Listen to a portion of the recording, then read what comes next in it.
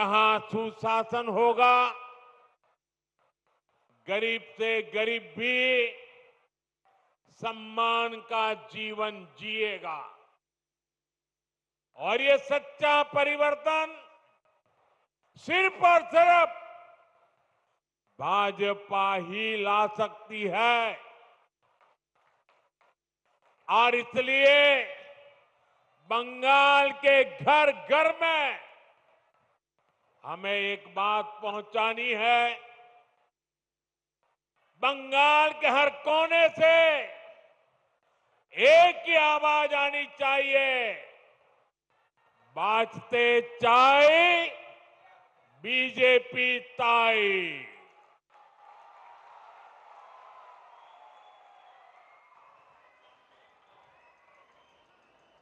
यही बंगाल की असली पुकार है, यही बंगाल का भविष्य है। साथियों, ये वर्ष डॉक्टर श्यामा प्रसाद मुखर्जी की जन्म जयंती का 125वां वर्ष है। भाजपा का तो जन्म ही डॉक्टर मुखर्जी के आशीर्वाद से हुआ है। वे भारत के औद्योगिक विकास के जनक रहे हैं। दुर्भाग्य से कांग्रेस ने कभी उनको इसका श्रेय नहीं दिया। देश के पहले उद्योग मंत्री के रूप में भारत की पहली इंडस्ट्रियल पॉलिसी उन्होंने ही बनाई थी। उनकी नीतियों में बंगाल की इस धरती की कुशलता थी, यहां से मिला अनुभव था। अगर हम उस नीति पर चले होते तो देश की तस्वीर कुछ और होती, लेकिन उन नीतियों को भुला दिया गया। फिर ऐसा भटकाव हुआ कि हम पूरी तरह से विदेशों पर निर्भर हो गए। और मेरे प्यारे बंगाल के भाइयों बहनों, हमें गर्व है कि हम डॉक्टर श्यामा प्रसाद मुखर्जी के सैनिक हैं। हम मां भारती के सेवक हैं। जो सपने डॉक्टर श्यामा प्रसाद मुखर्जी ने देखे थे, उसके लिए एक सैनिक की तरह हम अपना जीवन खपा रहे हैं। बंगाल की प्रबुद्ध जनता जानती है कि दूसरों पर निर्भरता यानी आत्मसम्मान पर चोट। इसी स्थिति से हमें देश को बाहर निकालना है। इसलिए आज देश ने आत्मनिर्भरता का मूल मंत्र लेकर के नई ऊंचाइयों को प्राप्त करने का फैसला लिया है। मेक इन इंडिया आज एक बड़ी सिद्धि बन रहा है, जिसके लिए हमारा कोलकाता, हमारा बंगाल जाना जाता था। वो गौरवशाली अतीत हमें मिलकर के फिर से लौटाना है। इसलिए आज बंगाल में एक ही गूंज है, टीएमसी के शोराव, बांग्ला के बचाओ। साथियों, भाजपा जो संकल्प लेती है वो सिद्ध करके दिखाती है। इसका ताजा प्रमाण अभी हमने ऑपरेशन सिंदूर के दौरान देखा है।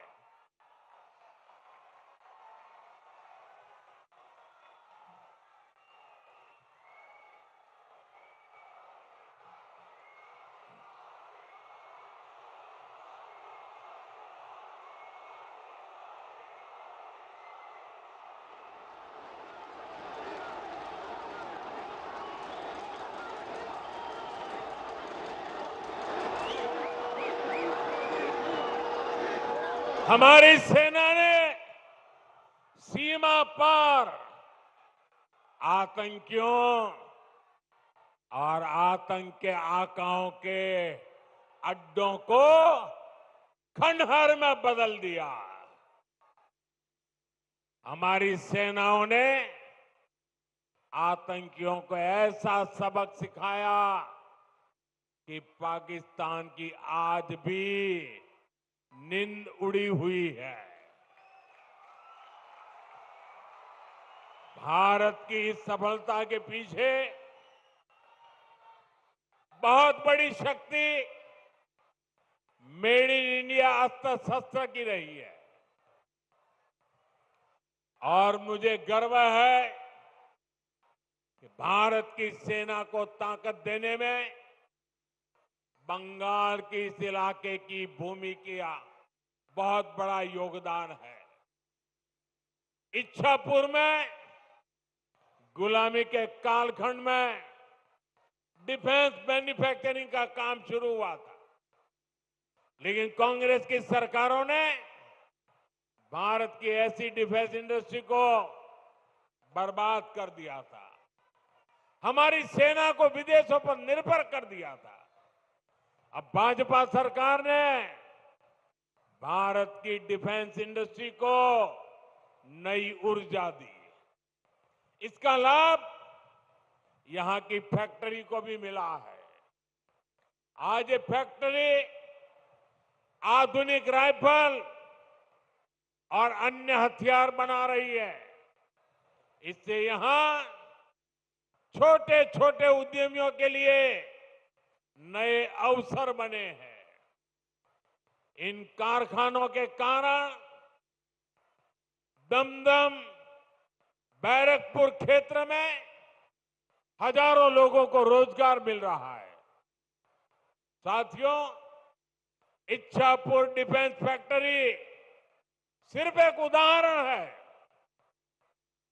आप यहां 2026 में भाजपा सरकार बनाइए, हम बंगाल को डॉक्टर श्यामा प्रसाद मुखर्जी के सपनों का बंगाल बनाएंगे।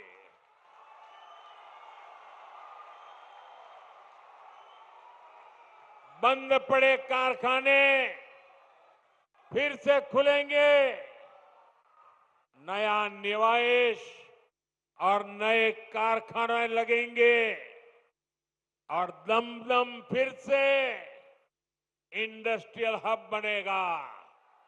ये भाजपा का संकल्प है।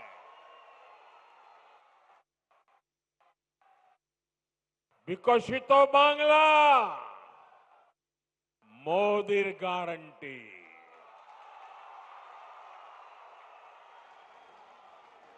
साथियों, भाजपा के पास पश्चिम बंगाल के विकास का एक ठोस प्लान है, एक रोडमैप है, लेकिन टीएमसी विकास की दुश्मन है। इसका साक्षी ये दमदम क्षेत्र भी है। ये कोलकाता के सबसे अधिक भीड़ वाले इलाकों में से एक है।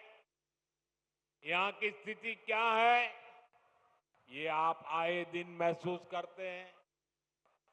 देश के ऐसे शहरी क्षेत्रों के विकास के लिए स्मार्ट सिटी मिशन चल रहा है, लेकिन टीएमसी सरकार ने इस मिशन से जुड़ने से भी इनकार कर दिया।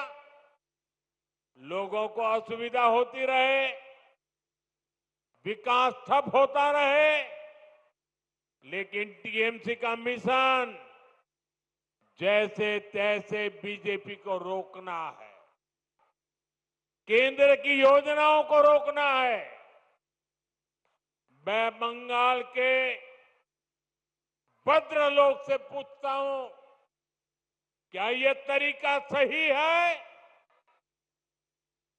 क्या ऐसी पॉलिटिक्स से पश्चिम बंगाल का भला होगा?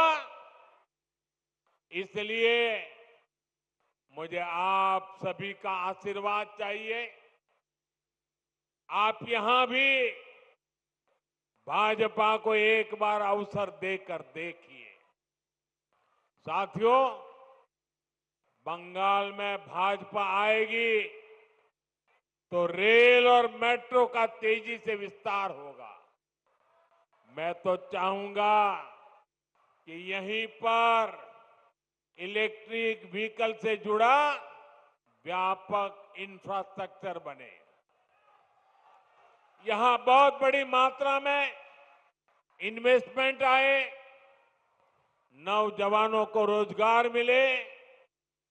ये तभी होगा जब यहां कानून का राज आएगा, जब यहां भ्रष्टाचार पर लगाम लगेगी और जब बंगाल में डबल इंजन की भाजपा सरकार होगी। साथियों, पश्चिम बंगाल के पास इतिहास और संस्कृति की भी अनमोल धरोहर है। ये बांग्ला विरासत विकसित बंगाल बनाने के अभियान को प्रेरणा देगी। बीजेपी सरकार पूरे गर्व के साथ बांग्ला भाषा और बांग्ला संस्कृति को सशक्त करने में जुटी है। ये हमारा सौभाग्य है कि हमें बांग्ला भाषा को क्लासिकल लैंग्वेज यानी शास्त्रीय भाषा का दर्जा देने का सौभाग्य मिला।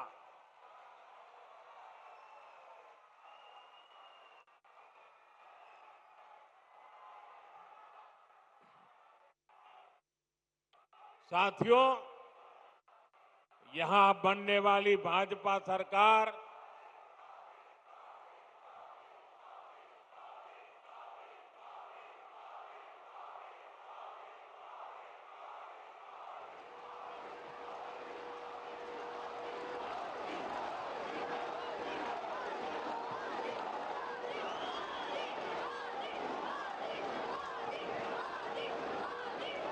साथियों, जब भाजपा सरकार बनेगी, हेरिटेज टूरिज्म पर भी बल देने का हमारा प्लान है।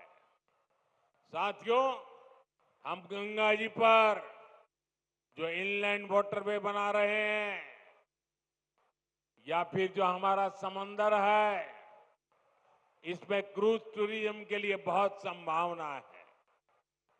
ऐसी हर संभावना को भाजपा सरकार बनने के बाद तलाशा जाएगा, ताकि पश्चिम बंगाल के नौजवानों को काम के लिए कहीं और जाने के लिए मजबूर न होना पड़े। साथियों, इस बार लाल किले से मैंने देश की एक बहुत बड़ी चिंता की चर्चा की है। ये चिंता घुसपैठ के बढ़ते खतरे की है। कोलकाता के पश्चिम बंगाल के लोग समय से आगे की सोचते हैं। इसलिए आपके बीच मैं लगातार इस बहुत बड़ी राष्ट्रीय चुनौती की चर्चा करता रहा। आजकल आप देखते हैं, जिन देशों को विकसित कहा जाता है, जिनके पास संसाधनों की कोई कमी नहीं है, वहां घुसपैठियों के खिलाफ मुहिम चल रही है। ये देश अब घुसपैठियों को ज्यादा नहीं सह सकता। घुसपैठियों को निकालना चाहिए कि नहीं निकालना चाहिए? घुसपैठिए जाने चाहिए कि नहीं जाने चाहिए? उनको भगाना होगा कि नहीं भगाना होगा? कौन भगा सकता है? कौन भगा सकता है? घुसपैठियों से बंगाल को कौन मुक्त करा सकता है? घुसपैठियों से बंगाल को कौन मुक्त करा सकता है? साथियों, मोदी नहीं, भाजपा नहीं, आपका एक वोट करा सकता है, आपका एक वोट। एक बार वोट दे दीजिए, ये घुसपैठिए भाग जाने लग जाएंगे जी। साथियों, भारत के पास तो संसाधन सीमित है। हमें अपने नौजवानों को रोजगार देना है, अपने नागरिकों को सुविधाएं देनी है। जो घुसपैठिए हमारे नौजवानों का रोजगार छीन रहे हैं, जो हमारे इंफ्रास्ट्रक्चर पर दबाव डाल रहे हैं, जो हमारी बहनों बेटियों के साथ अत्याचार कर रहे हैं, ऐसे घुसपैठियों को हम भारत में नहीं रहने देंगे।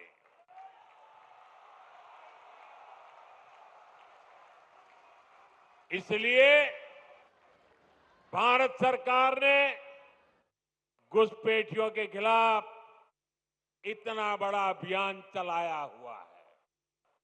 लेकिन साथियों, मुझे हैरानी है कि टीएमसी, कांग्रेस समेत कुछ इंडी अलायंस के राजनीतिक दल तुष्टीकरण के आगे घुटने टेक चुके हैं। ये राजनीतिक दल सत्ता की भूख के लिए घुसपैठ को बढ़ावा दे रहे हैं। कुछ जगह पे तो दिख रहा है उन्होंने घुसपैठियों की शरण ले ली है। साथियों, पश्चिम बंगाल तो सीमावर्ती राज्य है। जिस प्रकार बॉर्डर के इलाकों में डेमोग्राफी बदली जा रही है, ये पश्चिम बंगाल में सामाजिक संकट भी पैदा कर रहा है। खास तौर पर किसानों से धोखाधड़ी करके उनकी जमीन पर कब्जा किया जा रहा है। आदिवासियों को गुमराह करके उनकी जमीन हड़पी जा रही है। देश ये सहन नहीं कर सकता, इसको रोकना ही होगा। इसलिए इस बार लाल किले से मैंने घुसपैठ के खिलाफ विशेष डेमोग्राफी मिशन की घोषणा की है। जो लोग सिर्फ यहां हमारे लोगों की रोजी रोटी छीनने आए हैं, जो फर्जी तरीके से कागज बनाकर रुक गए हैं, उनको यहां से जाना ही होगा।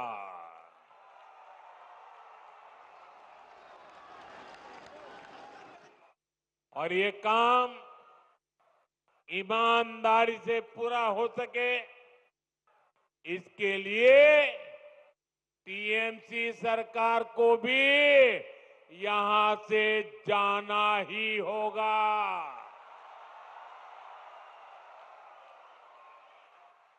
साथियों, पिछले 11 साल से देश भ्रष्टाचार के खिलाफ निर्णायक लड़ाई लड़ रहा है।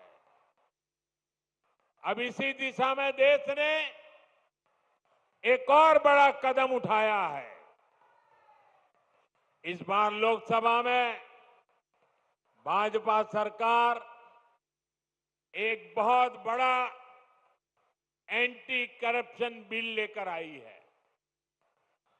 मैं बंगाल के लोगों से इस बिल के बारे में विशेष तौर पर बात करूंगा। साथियों, आप भी जानते हैं, हमारे देश में अगर एक छोटा सा सरकारी कर्मचारी, चाहे वो सरकारी कर्मचारी ड्राइवर हो, प्यून हो, सरकार की किसी कैंटीन में काम करता हो, सरकार में कहीं साफ सफाई का काम करता हो, अगर वो कर्मचारी को किसी पुलिस वाले ने जेल में बंद कर दिया तो करीब करीब 50 घंटे में अगर उसको जमानत नहीं मिली और 50 घंटे जेल में रह गया तो ऑटोमेटिक उसकी नौकरी चली जाती है, सस्पेंड हो जाता है। एक छोटा मुलाजिम 2 दिन अगर जेल में रहे तो उसकी जिंदगी तबाह करने के कानून है, लेकिन कोई मुख्यमंत्री, कोई मंत्री, प्रधानमंत्री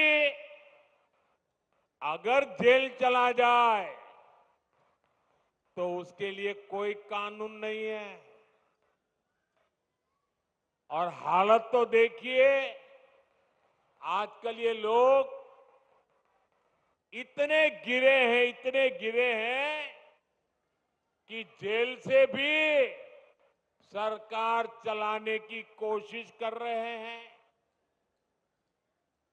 पश्चिम बंगाल ने ये साक्षात देखा है, बार बार कई बार अनुभव किया है। टीएमसी के एक मंत्री टीचर्स घोटाले में आज तक जेल में है।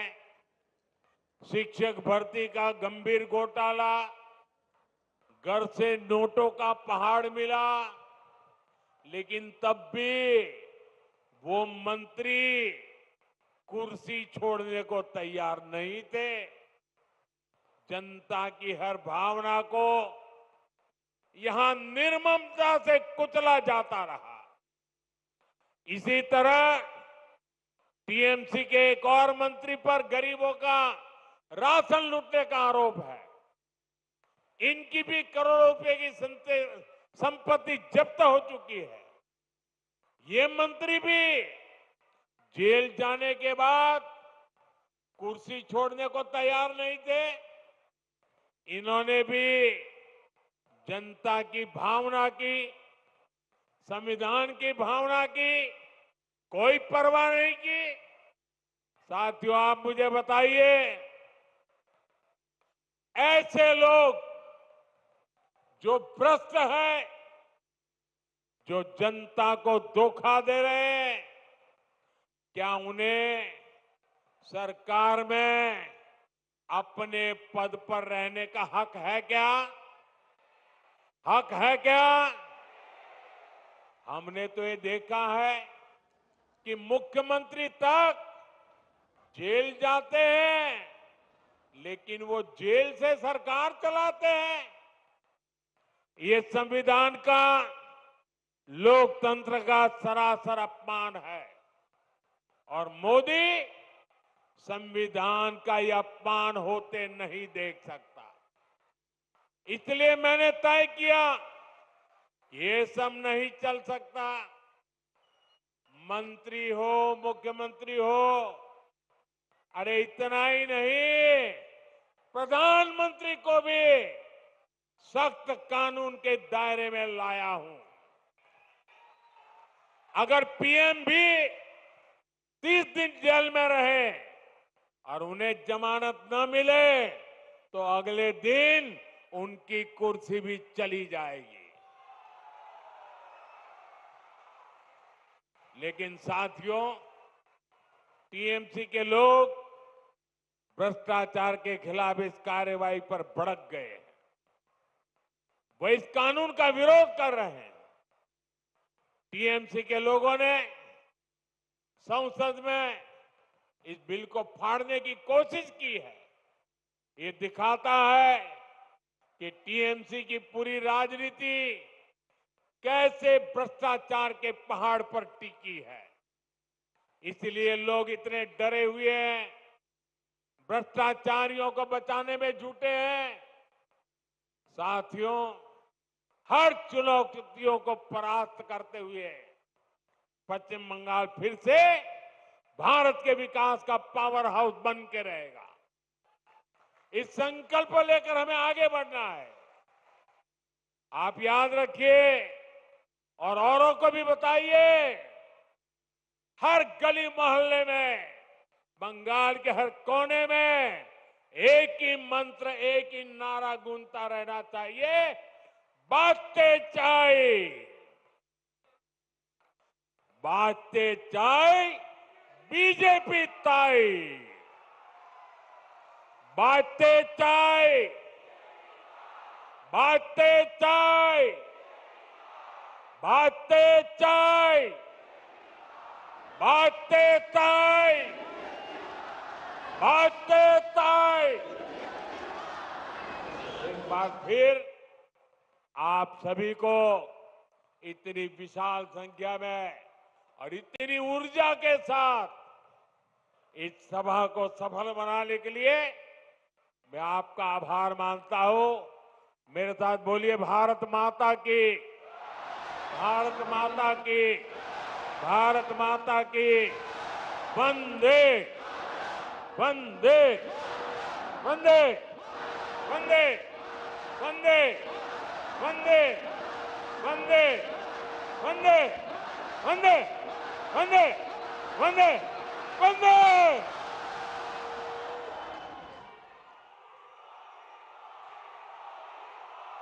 কেমন লাগলো আমাদের এই ভিডিওটা? ভালো লাগলে অবশ্যই কিন্তু লাইক করতে ভুলবেন না। রোজকার নানা রকমের খবর, সেলিব্রিটিদের আপডেট, সঙ্গে নানা অজানা কাহিনী, জ্যোতিষশাস্ত্র, এমনকি স্বাস্থ্য সংক্রান্ত টিপস, সমস্ত কিছুই পাবেন আমাদের এই ইউটিউব চ্যানেল দেশ দ্য সার্চে। সঙ্গে কিন্তু সাবস্ক্রাইবও করে রাখুন। আরও পরবর্তী ভিডিও দেখার জন্য বেল আইকনেও ক্লিক করতে ভুলবেন না। সবাই ভালো থাকবেন। এখন এই পর্যন্তই, দেখা হবে পরবর্তী ভিডিওতে। নমস্কার।